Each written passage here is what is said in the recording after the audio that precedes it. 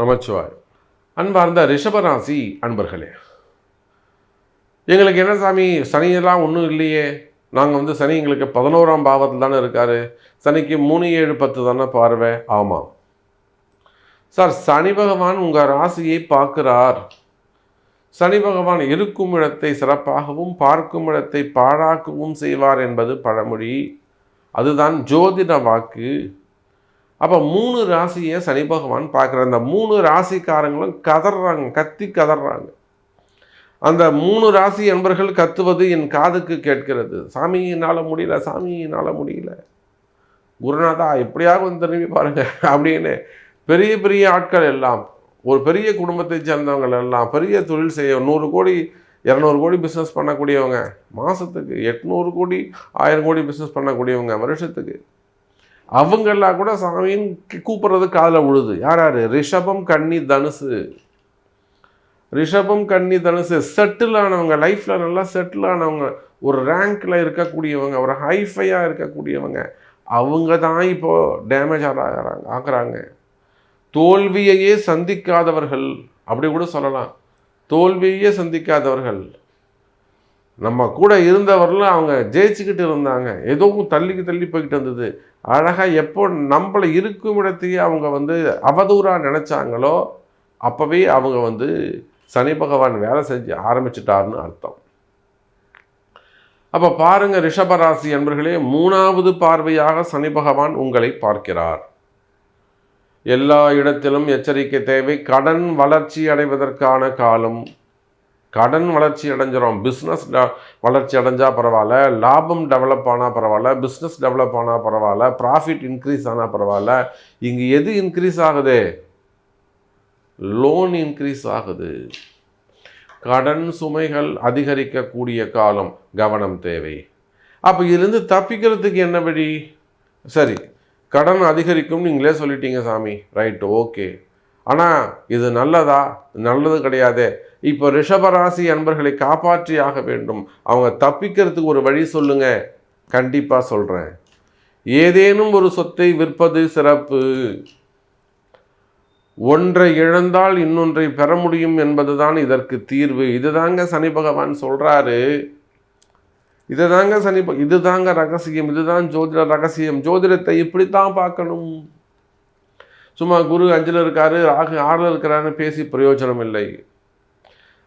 சனி எதை சொல்ல வராருங்கிறத தெரிஞ்சு அவர் அப்பா என்ன சொல்ல வராதோ அதை புரிஞ்சு நடந்துக்கிட்டோம்னா வாழ்க்கை சிறப்பானதாக இருக்கும். அப்போ ரிஷபராசி என்பர்களே, கடன் சுமைகள் அதிகமாக இருக்கா, கடன் பிரச்சனைகள் அதிகமாக இருக்கா, இல்லை வாழ்க்கை பிரச்சனைகள், உங்களுக்கு என்ன பிரச்சனை இருக்குதுன்னு சொல்லுங்கள். அதுக்கு ஏற்ற மாதிரி நான் பரிகாரங்கள் சொல்கிறேன். அதுக்காகத்தான் சொன்னேன், உலகம் முழுவதும் நீங்கள் வேர்ல்டு வைடு உலகத்தில் நீங்கள் எந்த மூலையில் இருந்தாலும் சரி தான் ரிஷபராசி என்பர்களே, இந்த ரிஷபராசிக்கு சனிப்பெயர்ச்சி பரிகார ஹோமம் நடைபெறுகிறது. மார்ச் 6ஆம் தேதி நடக்குது.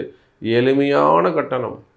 உங்கள் குடும்ப பெயர்கள் எல்லார் பேரையும் சொல்லி சங்கல்பத்தில் பேரை ரிஜிஸ்டர் பண்ணிக்கோங்க. கீழே உள்ள நம்பருக்கு தொடர்பு கொள்ளுங்கள். அதற்கான கட்டணத்தை செலுத்தி.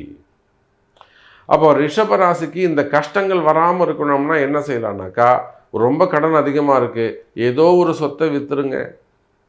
ஒன்றை இழந்தால் ஒரு நிம்மதியை பெற முடியும். ஆனால் இந்த சொத்தை விற்றா கூட இந்த கடனை ஃபுல்லாக அடைக்க முடியாது சாமி, 50% தான் அடைக்க முடியும். நீங்கள் நம்பிக்கையாக செய்யுங்க. மீதி 50%, இதை நீங்கள் 50% ஒரு சொத்தை விட்டு கொடுத்தீங்கன்னா சனி பகவான் உங்களுக்கு கீழே இறங்கி சர்வீஸ் பண்ண வந்துடுவார். அவன் விட்டு கொடுத்துட்டான்டா, அவன் பாடுறா கீழே இறங்கி காலை விழுந்துட்டான்டா, அவனை நாம் காப்பாற்றணும், ரிஷபராசின்னு அவன் காப்பாற்றணும் அப்படின்னு சனி பகவான் கீழே இறங்கி வந்துடுவார். உங்கள் பிரச்சனையை தீர்த்து வைப்பார். புரியுதுங்களா? அப்போ பாருங்கள் ரிஷபராசி அன்பர்களே, இந்த கடன் சுமைகள், கடன் பிரச்சனைகள் அதிகம் இருக்குமே, ஆனால் அந்த அசட்டுகள் ஏதேனும் இருக்குமே, சொத்து பத்துக்கள், அதை கொஞ்சம் ஒன்றை மிஸ் பண்ணிங்க, ஒரு சேல்ஸ் பண்ணி கடனை அடைச்சிக்கினாக்கா கிடுகிடுன்னு உங்கள் கடன் சுமைகள்லாம் குறைஞ்சிரும். அந்த இடமே விற்க மாட்டேங்குது, அப்படி தான் சிக்கல் அமையும். நான் அதுக்கு தான் சாமியை முயற்சி பண்ணுறேன், அதுக்கு தான் எனக்கு அமைய மாட்டேங்குது, அதுக்கெல்லாம் அவங்க பிறப்பு ஜாதகம் தான் பேசும். அப்போது ரிஷப ராசி அன்பர்களே, 3வது பார்வையாக சனி பகவான் பார்க்கிறார். கவனம் தேவை. மெயினாக மனக்குழப்பம். எக்கச்சக்கமான மனக்குழப்பங்கள் இருக்கும்.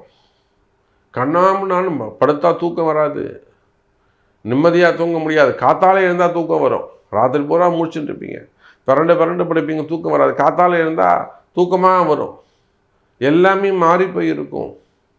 காலங்கள், கால சூழ்நிலைகள், பருவங்கள் எல்லாம் மாறி போயிருக்கும். அந்த அளவுக்கு டிப்ரெஷன். அது குடும்பத்திலையாக இருக்கலாம், உறவு முறைகளில் இருக்கலாம், குடும்ப பிரச்சனைகளாக இருக்கலாம், கணவன் மனைவி பிரச்சனைகளாக இருக்கலாம், காதலர் பிரச்சனைகளாக இருக்கலாம். மெயினாக பிஸ்னஸ்ஸு, ஜாப், வேலை செய்கிற இடத்துல வரக்கூடிய நிம்மதியற்ற சூழ்நிலை, எதிரிகளுடைய தொந்தரவுகள், மெயினாக எனிமிஸ். நான் நல்லது தான் சாமி நினைக்கிறேன், அவன் ஏனோ நம்மளை ஒரு எதிரியாகவே பார்க்குறான். இதெல்லாம் ரிஷபராசிக்கு இருக்குது. மெயினாக பணங்காசு போய் சிக்கலில் மாட்டிக்கிறது, பெரிய டேமேஜில் போய் மாட்டிக்கிறது. கொஞ்சம் கொஞ்சமாக எனக்கு 8 கோடி கடன் இருக்குது, 10 கோடி கடன் இருக்குது, 20 கோடி கடன் இருக்குது, எப்படி வளர்ந்ததுன்னே தெரியல. இது எல்லாத்துக்கும் காரணம் சனி பகவான். அப்போ இதுக்கெல்லாம் என்ன சாமி தீர்வு, இதுக்கெல்லாம் என்ன முடிவு அப்படின்னு கேட்பீர்களே. ஆனால் ரிஷபராசி என்பர்களே, அதற்கு உங்கள் பிறப்பு ஜாதகம்தான் பேசும். இதற்குரிய பரிகாரங்கள் உங்கள் பிறப்பு ஜாதகத்தில் தான் இருக்குது. அப்போ உங்கள் பிறப்பு ஜாதகத்தை கொண்டு ரகசியத்தை அறிந்து வழிபாடு செய்வீர்களே ஆனால் நினைத்தது நடக்கும், நீங்கள் நினைச்சது ஜெயிக்கும். கவலை வேண்டாம் ரிஷபராசி அன்பர்களே.